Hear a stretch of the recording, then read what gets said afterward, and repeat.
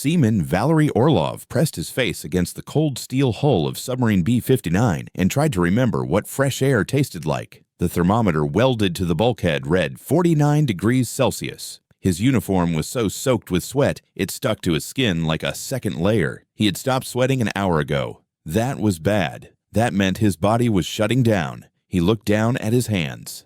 They were shaking. He looked at the man slumped next to him. Senior Seaman Anatoly Shumkov. Shumkov's eyes were half closed, and his breathing came in short, wet gasps. A thin line of vomit ran from his mouth to the floor, grating. Boom. Another explosion. Close. The submarine shuddered, and the lights flickered. Orlov counted. 1, 2, 3. The lights came back on. He had been counting explosions for 4 days. There had been 127 so far, every 10 minutes, sometimes 15. Never longer than 20.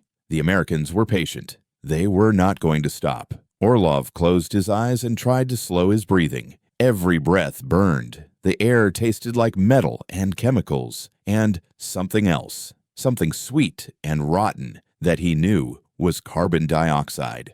At 5% concentration, carbon dioxide makes you dizzy. At 7%, it kills you. The gauge on the atmospheric monitor read 4.8% and climbing. In the control room 3 decks above, Captain Second Rank Valentin Savitsky stood at the periscope station and listened to his submarine die. The battery indicator showed 11% charge remaining. The air scrubbers had failed 6 hours ago. The refrigeration system was offline. Half the crew was unconscious from heat exhaustion, and the Americans kept dropping depth charges. Boom, boom, boom. Savitsky was 42 years old. He had survived the siege of Leningrad as a boy. He had commanded submarines in the Arctic for 15 years. He had never been afraid of anything in his life. But right now, standing in the sweltering darkness of his control room, listening to the slow rasp of dying men, he was terrified. The sonar operator, a pale kid from Minsk whose name Savitsky could not remember, looked up from his screen. Captain, new contact, surface vessel, bearing 090, range 800 meters. It is directly above us. Savitsky wiped the sweat from his eyes and stared at the sonar display. The contact was huge. Displacement at least 30,000 tons. An aircraft carrier, probably the USS Randolph. Around it, 4 smaller contacts circled in a perfect search pattern. Destroyers. Savitsky had been a submariner long enough to recognize a kill box when he saw one. They were trapped. He turned to his executive officer, a thin man named Konstantin Belkin, who had not slept in 3 days. Any word from Moscow? Belkin shook his head. Nothing, Captain. We have not received a transmission in 96 hours. The antenna may be damaged. Savitsky felt something cold settle in his stomach. 96 hours. 4 days without orders. 4 days without knowing if the war had started. For all they knew, Soviet cities were burning. For all they knew, American bombers were already in the air. He looked around the control room at the exhausted faces of his crew. Boys. Most of them were just boys. 20 years old, maybe 22. They had joined the Navy to see the world and serve the motherland. Now they were going to die in a steel coffin at the bottom of the Caribbean Sea because some American destroyer captain was bored. Boom. The explosion was so close, the deck plates jumped. The lights went out completely. Someone screamed in the darkness. Savitsky grabbed the edge of the chart table to keep from falling. When the emergency lighting kicked in, everything was bathed in red. The sonar operator was on the floor, blood running from his nose. The helmsman was staring at his useless controls with blank eyes. And somewhere in the forward compartments, someone was sobbing. Savitsky made a decision. "Get me the political officer," he said quietly, "and wake Captain Arkhipov. Tell them I need them in the control room. Now." Belkin stared at him. "Captain, what are you—" "Do it." Belkin nodded and picked up the intercom. His hand was shaking. "Let me take you back 26 days. Let me show you how it started." On the morning of October 1st, 1962, Captain Second Rank Vasily Alexandrovich Arkhipov walked across the frozen concrete pier at Sida Bay on the Kola Peninsula and stopped in front of submarine B-59. The boat sat low in the black Arctic water, its hull covered in a thin layer of frost. Arkhipov was 36 years old, quiet, and built like a middleweight boxer. He had a wife and a young daughter in Moscow. He He carried a small canvas bag with 2 changes of clothes, a photograph of his family, and a copy of War and Peace that he had read 4 times. He looked at the submarine and felt the old familiar knot in his stomach. Fear, not of the ocean or the Americans. Fear of what men did when they were afraid. 16 months ago, Arkhipov had been the executive officer on the submarine K-19 when its nuclear reactor cooling system failed during exercises in the North Atlantic. The reactor core began to overheat. If it melted down, the explosion would scatter radioactive material across the ocean. NATO would think the Soviets had launched a nuclear attack. World War III would begin. Arkhipov and 7 other officers entered the reactor compartment without protective gear and welded together a backup cooling system while radiation burned through their skin. It took 4 hours. All 8 men received lethal doses. The other 7 died within 2 years from radiation poisoning. Arkhipov survived, but the doctors told him his immune system was destroyed. Every cold could kill him. Every infection was a death sentence. He had maybe 10 years left, maybe less. He climbed down the ladder into B-59 and made his way to the captain's cabin. The door was open. Captain Savitsky sat at his desk, smoking a cigarette and staring at a red folder with the hammer and sickle stamped on the cover. He looked up when Arkhipov entered. "Vasily," Savitsky said. He did not smile. "Come in. Close the door." Arkhipov closed the door and sat down on the narrow bunk. The cabin smelled like tobacco and diesel fuel. Savitsky pushed the red folder across the desk. "Read it," he said. Arkhipov opened the folder. Inside were the launch protocols for the nuclear torpedo, the T-5, a 19-foot-long weapon with a 10-kiloton warhead, 2/3 the power of Hiroshima. The protocol was simple. To authorize the use of the nuclear weapon, 3 officers had to agree. The captain, the political officer, the second captain, all 3 signatures, no exceptions. Arkhipov closed the folder and looked at Savitsky. "Do you think we will need this?" Savitsky took a long drag on his cigarette. "I think if we need it, we are already dead, but Moscow wants us to have it, so we have it." He stubbed out the cigarette. "You and I have different styles, Vasily. You are careful. I am not. That is why they put us together. Balance." He leaned forward. "But if the Americans attack us, if they try to sink this boat, I will not hesitate. I will use every weapon I have. Do you understand?" Arkhipov nodded slowly. "I understand." "Good." Savitsky stood up. "We depart in 3 hours. Get some rest." But Arkhipov did not rest. He went to the forward torpedo room and found the weapons officer, a stocky man named Viktor Kuznetsov, supervising the loading of the T-5. The torpedo was larger than the others, and it had special markings: red stripes, yellow warnings, special weapon, do not arm without authorization. Kuznetsov saw Arkhipov watching and walked over. "Have you ever seen one of these fired?" Kuznetsov asked. "No." "Neither have I." Kuznetsov wiped his hands on a rag. "I hope I never do. You know what happens if we fire this thing. The Americans will think we started the war. They will launch everything they have. Moscow, Leningrad, Kiev, all of it. Gone." He looked at the torpedo. "My mother lives in Moscow. My sister, her 2 kids. If I fire this, I kill them." Arkhipov did not know what to say. So he said nothing. On the other side of the Atlantic Ocean, 3,000 miles away, Commander Charles Rozier sat in the wardroom of the destroyer USS Beale and read a classified briefing from Atlantic Fleet Command. The briefing was 3 pages long and marked top secret. It said that Soviet submarines were attempting to break the naval blockade around Cuba. It said that these submarines were to be located, tracked, and forced to surface. It said that lethal force was authorized only in self-defense. It did not say that the submarines might be carrying nuclear weapons, because American intelligence did not know. Rozier was 39 years old, a graduate of Annapolis and a specialist in anti-submarine warfare. He had a wife and 2 daughters in Norfolk, Virginia. The older daughter, Sarah, was 8. She had written him a letter before he deployed. It said, "Dear Daddy, please come home safe. I miss you. Love, Sarah." The letter was folded in his wallet. Rozier took it out sometimes and read it when he could not sleep. He looked at the briefing again. Soviet submarines, probably Foxtrot class, diesel electric, limited endurance. If they were trying to reach Cuba, they would have to surface to recharge their batteries. That was when the Americans would find them. Rozier had trained for this his entire career. Hunt the submarine, track it, force it up.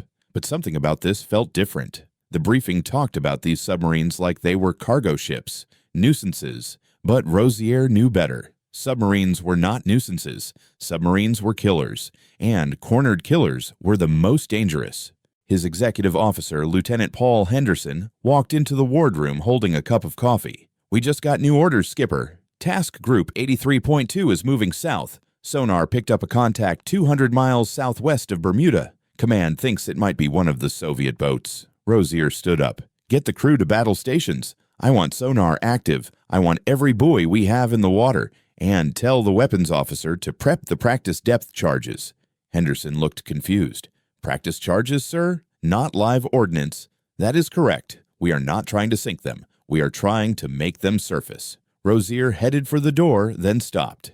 "And Henderson, make sure the signalman knows how to say surface immediately in Russian. Let us not start World War III by accident." October 24th, 1962. 4 Soviet submarines entered the Sargasso Sea: B-4, B-36, B-130, and B-59. Each submarine carried 78 men, 22 torpedoes, and one secret that could end the world. The Americans knew they were coming. They had sonar, they had patrol aircraft, they had destroyers. What they did not have was time. At 14 hours, USS Beale detected a submerged contact moving southwest at 8 knots. Rosier stood on the bridge and watched the sonar operator mark the contact on the plotting board. Range, 12 miles. Depth, 150 feet. Course, heading straight for Cuba. "All ahead full," Rosier ordered. "Close to 2,000 yards and prepare to deploy practice depth charges." The Beale surged forward. Within 30 minutes, 3 other destroyers, USS Coney, USS Murray, and USS Blandy, joined the pursuit. The 4 ships formed a box around the submerged contact. At 15:30, Rosier gave the order, "Drop the first charge." The practice depth charge hit the water and sank to 200 feet before detonating. It was not designed to damage the submarine, just to signal, "We know you are there. Surface now." The explosion sent a pressure wave through the water that rattled the hull of B-59 like a hammer hitting a steel drum. Inside B-59, Captain Savitsky was in his cabin when the first explosion hit. He ran to the control room. "Report!" The sonar operator looked terrified. "Multiple contacts, Captain. Surface ships. At least 4. They are surrounding us." Boom. Another explosion. Closer. The lights flickered. Savitsky grabbed the intercom. "All hands, battle stations. Take us to 300 feet. Rig for silent running." The submarine dove. The crew shut down every non-essential system. No talking, no movement, just the slow creak of the hull and the faint ping of American sonar searching for them. But the Foxtrot-class submarines were not designed for long submerged operations. Their batteries could sustain full power for maybe 10 hours. After that, they had to surface. Savitsky knew this. The Americans knew this. It was just a question of who would blink first. For the next 48 hours, B-59 played a deadly game. The Americans would detect them, close in, and drop more charges. B-59 would dive deeper, slow down, and try to slip away. But every time they moved, the Americans were waiting. More explosions, more pressure waves. The crew began to panic. These were not signals. This was an attack. By October 27th, B-59 had been submerged for nearly 4 days. The batteries were at 11%. The air conditioning had failed. The temperature had climbed to 50 degrees Celsius. Men were collapsing. The carbon dioxide was at 4.8%. The toilets did not work. The drinking water was almost gone. And the depth charges kept coming. In the control room, Savitsky stood at the periscope station and made his decision. He turned to the weapons officer. "Prepare the special weapon, tube number 2. The weapons officer went pale. "Captain, are you—" "Do it, now." The weapons officer picked up the intercom.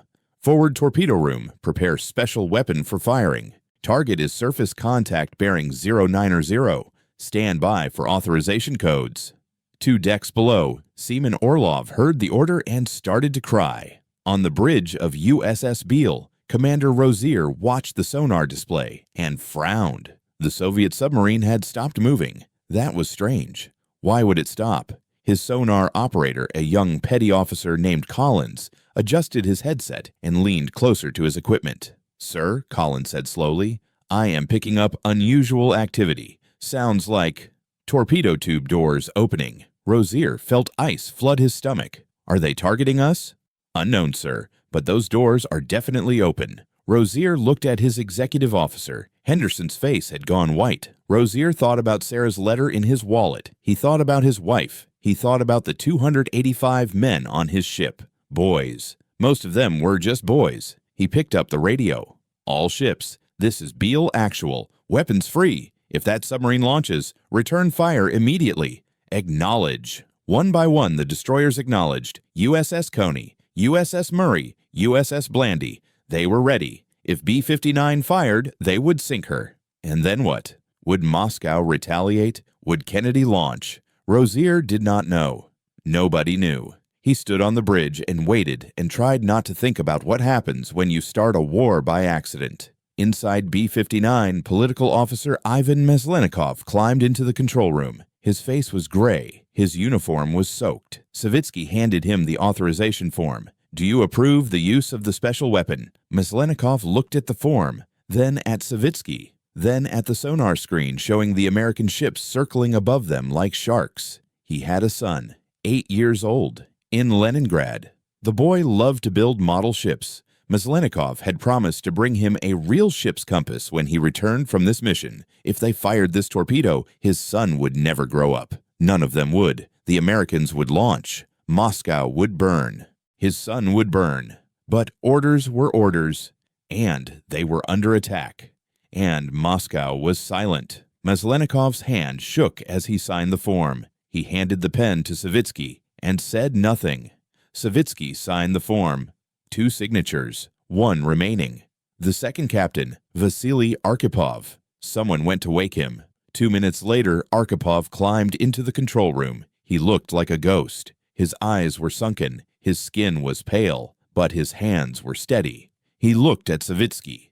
What is happening? We are under attack, Savitsky said. His voice was hoarse. We have no contact with Moscow. The war may have already started. We cannot take any more. We have to defend ourselves. Arkhipov looked at the authorization form. 2 signatures. He looked at the sonar screen. 5 American ships. He looked at the crew. Dying. Terrified.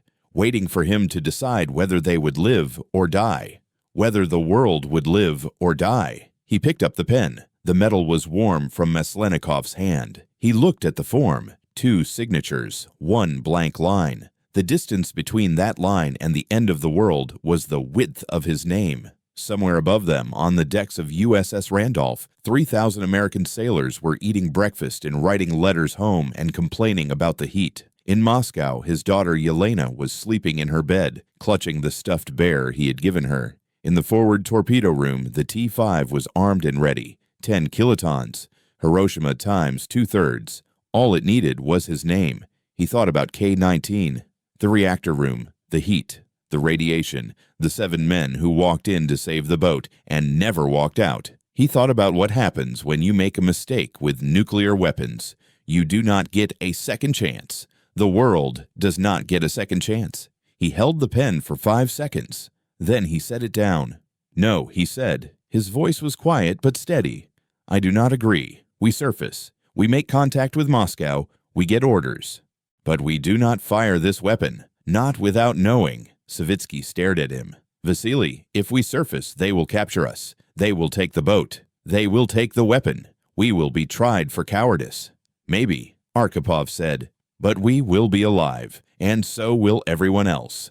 The control room was silent. Savitsky looked at the authorization form. 2 signatures, not 3, not enough. He crumpled the paper in his fist and threw it on the floor. Then he turned to the helmsman. Surface the boat. The ballast tanks on submarine B-59 opened with a sound like thunder underwater. Compressed air roared into the tanks, forcing out seawater, and the submarine began to rise. In the control room, Captain Savitsky stood at the periscope station with his hands clenched around the metal railing so hard his knuckles had gone white. He did not look at Arkhipov. He did not look at anyone. He just stared at the depth gauge and watched the numbers drop. 280 feet. 250 feet, 200 feet. Every meter closer to the surface felt like a surrender, like defeat. Captain, the helmsman said quietly, we are at periscope depth. Savitsky raised the periscope and pressed his face against the eyepiece. The sun was blinding after 4 days underwater. He squinted and rotated the scope 360 degrees.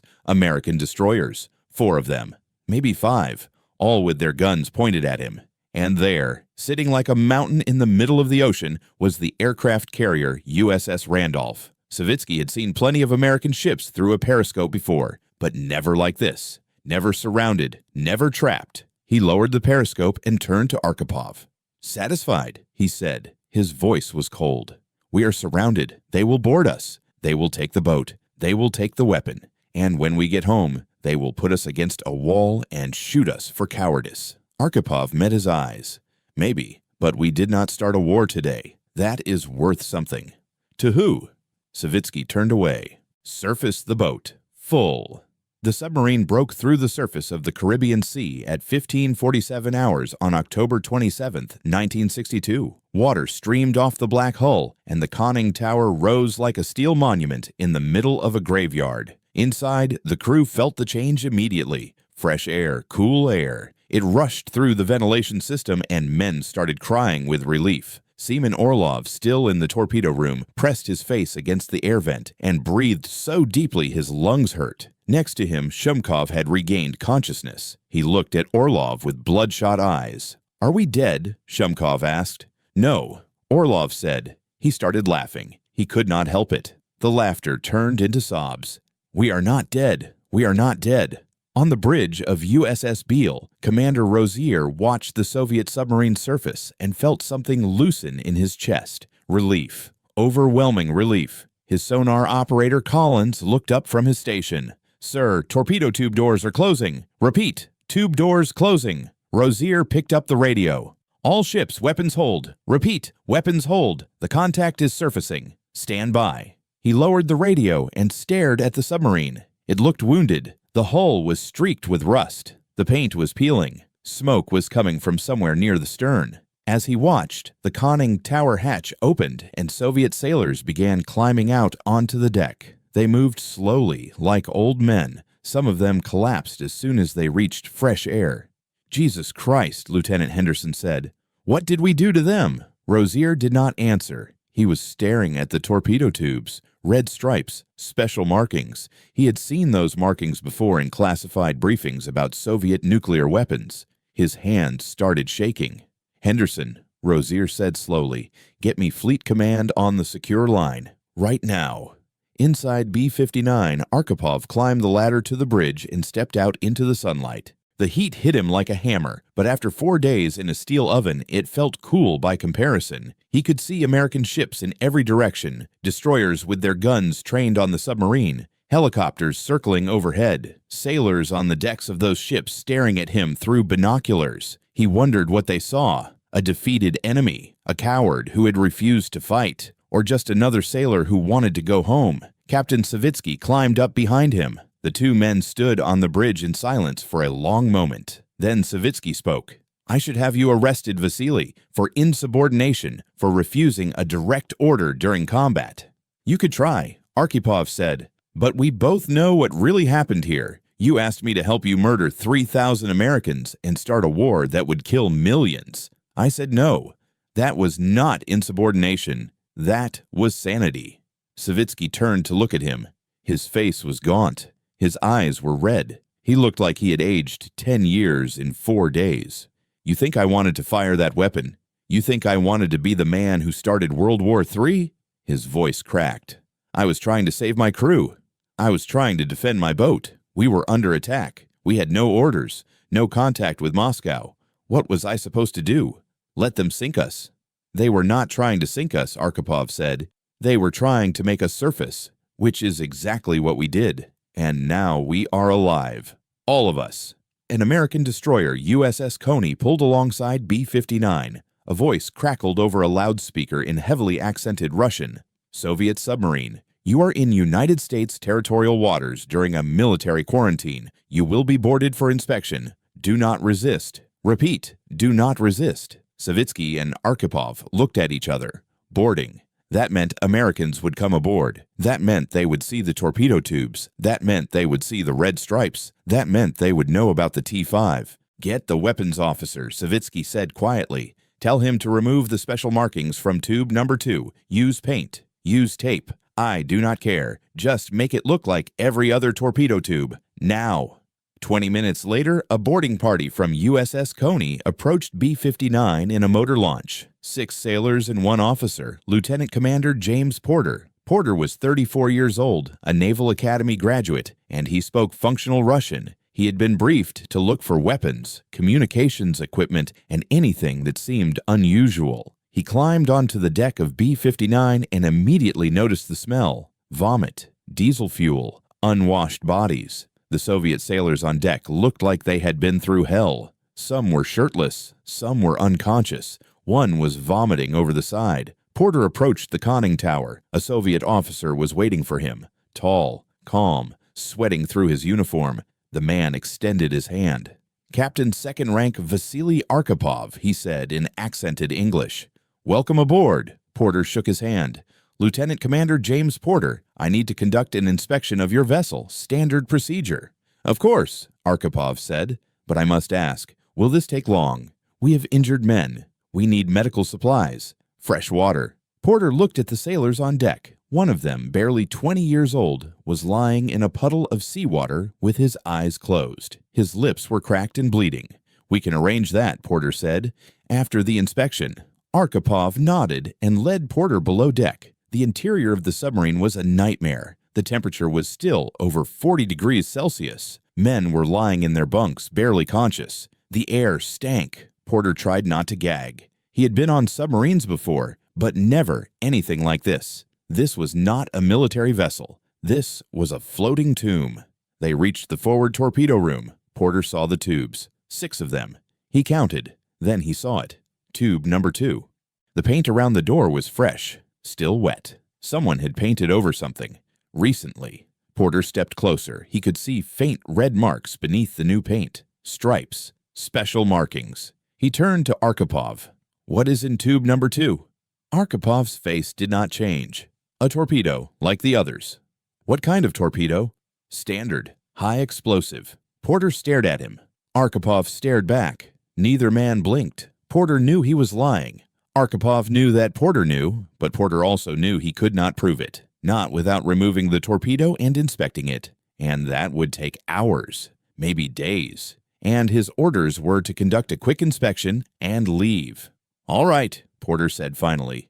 "I have seen enough." They climbed back to the bridge. Porter signaled his men to return to the motor launch. Before he left, he turned to Arkhipov one more time. "You know what I think is in that tube?" Porter said quietly in Russian. "I think you almost started World War III today, and I think you decided not to.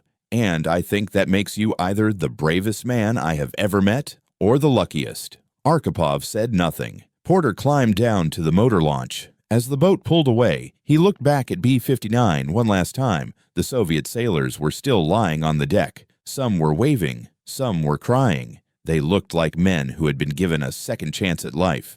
Let me show you what would have happened if Arkhipov had signed that paper. The T-5 would have killed 3,024 Americans in 32 seconds. Kennedy would have launched everything. So would Khrushchev. By midnight, 100 million dead. By dawn, civilization gone. This did not happen because one man said no.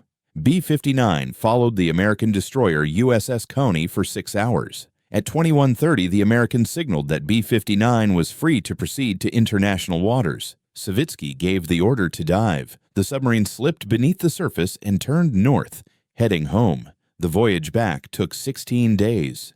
On November 12th, B-59 entered Seda Bay. The crew disembarked in silence. They knew what was coming. Arkhipov and Savitsky were summoned to Moscow. They were interrogated for 3 days. Why did you fail? Why did you surface? Why did you not fight? Savitsky told the truth. The batteries failed. The crew was dying. They had no choice. He did not mention the nuclear torpedo. He did not mention Arkhipov's refusal. The interrogators did not ask. Both men were reprimanded, but not punished. Their careers continued. Neither man ever spoke publicly about what happened. It was classified. It stayed classified for 40 years. On October 28th, Khrushchev announced that the Soviet Union would remove its missiles from Cuba. Kennedy announced that the United States would not invade Cuba. The Cuban Missile Crisis was over. The world had come within a signature of nuclear annihilation, and barely anyone knew it. Rozier returned to Norfolk on November 4th.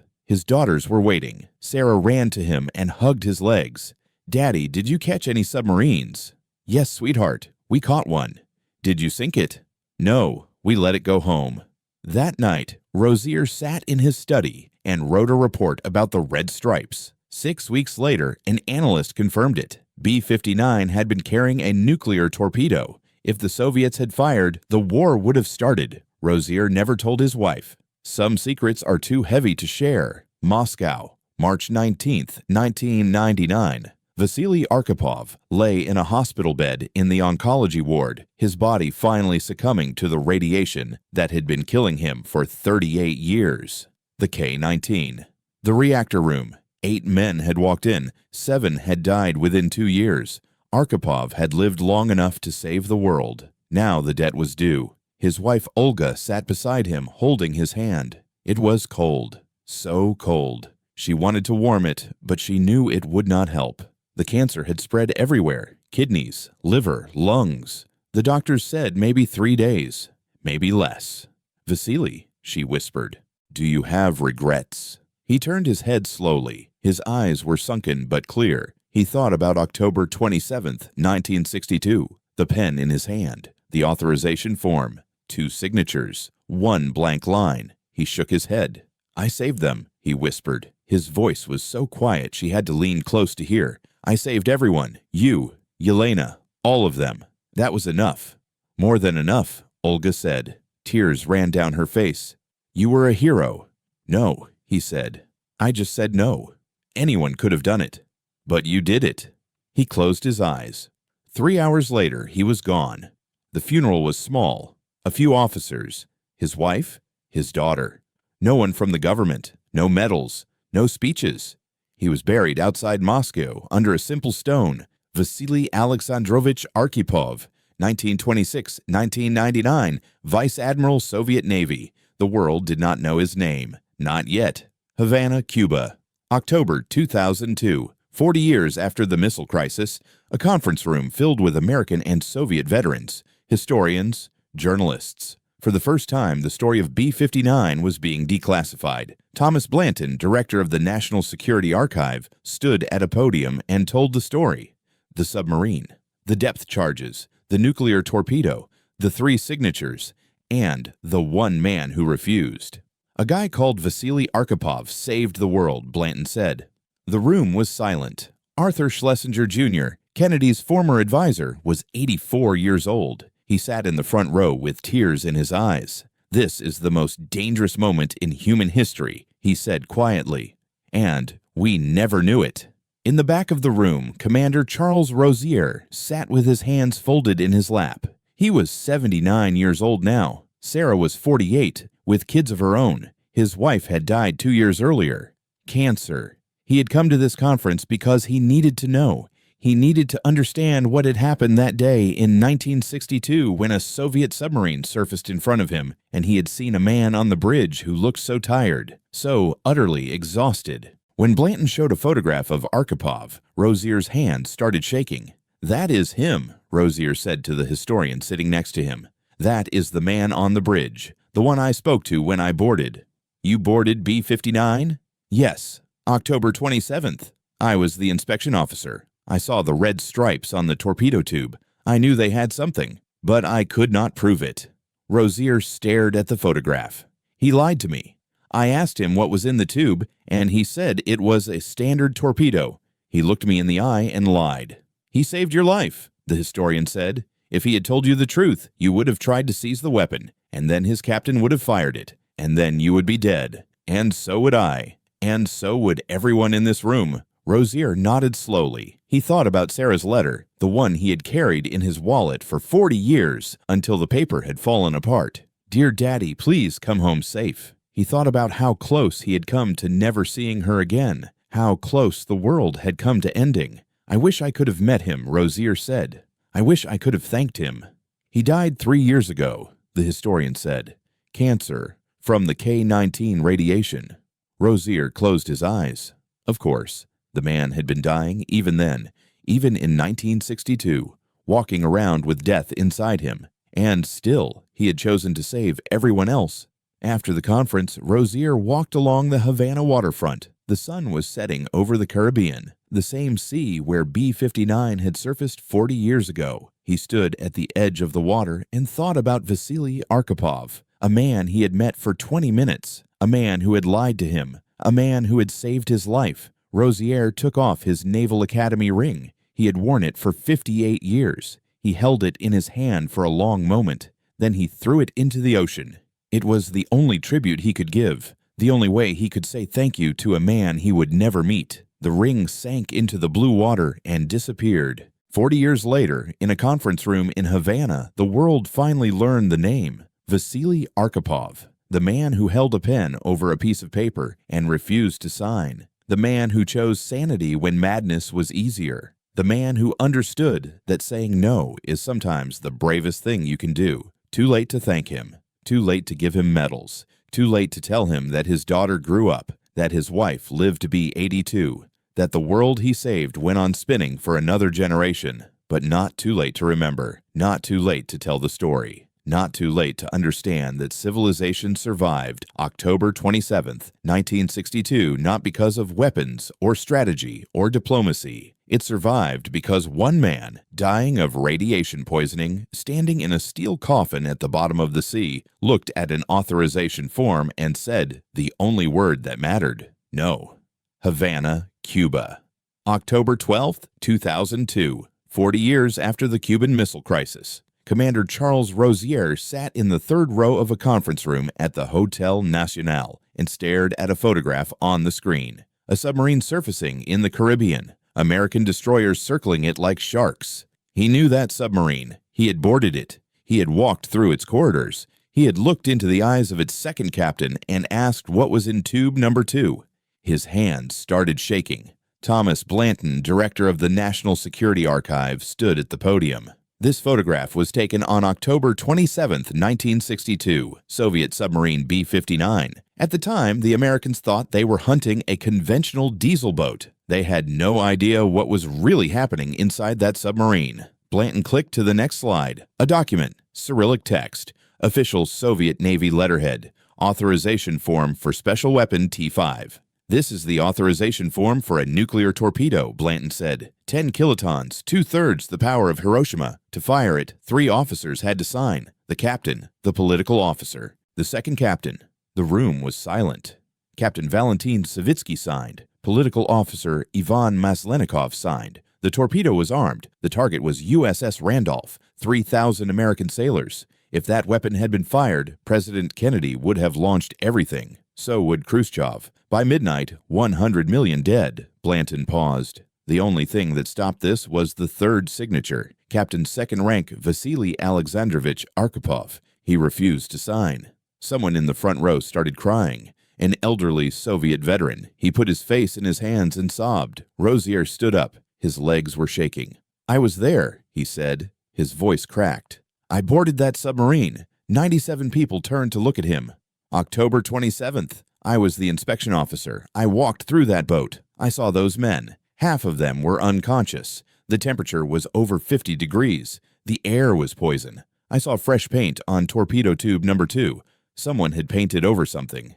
Recently, Rozier's hands trembled. I asked the second captain what was in that tube. He looked me in the eye. He was calm, exhausted. His uniform was soaked through.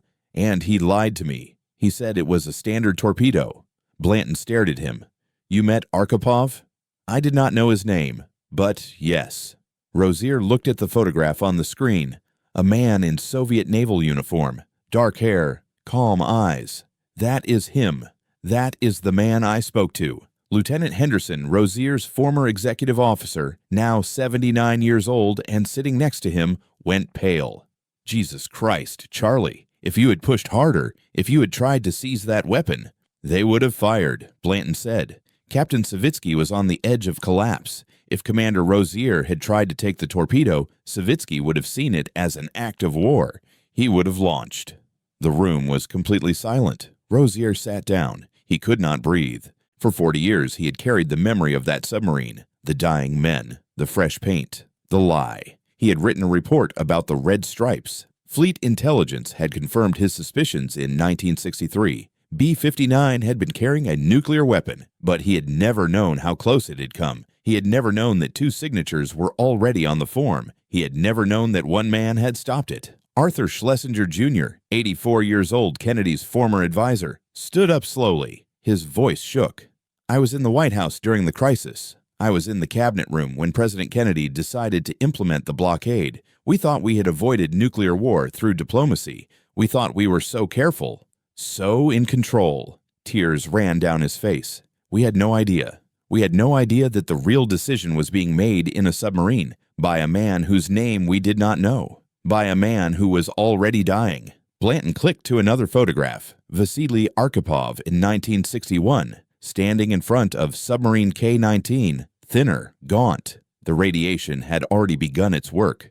In July 1961, Arkhipov was executive officer on K-19 when the reactor cooling system failed, Blanton said. He and 7 other men entered the reactor compartment without protection and built a backup cooling system. It took 4 hours. All 8 received lethal doses of radiation. 7 died within 2 years.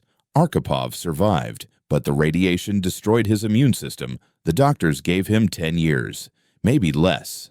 A woman in the back row started crying, quietly at first, then harder. So, in October 1962, Blanton continued, when Arkhipov stood in the control room of B-59 with an authorization form in front of him, he was already dying. His body was full of radiation. He knew he did not have much time left. And still, he chose to save everyone else. The woman in the back stood up. She was in her 50s. Her face was wet with tears.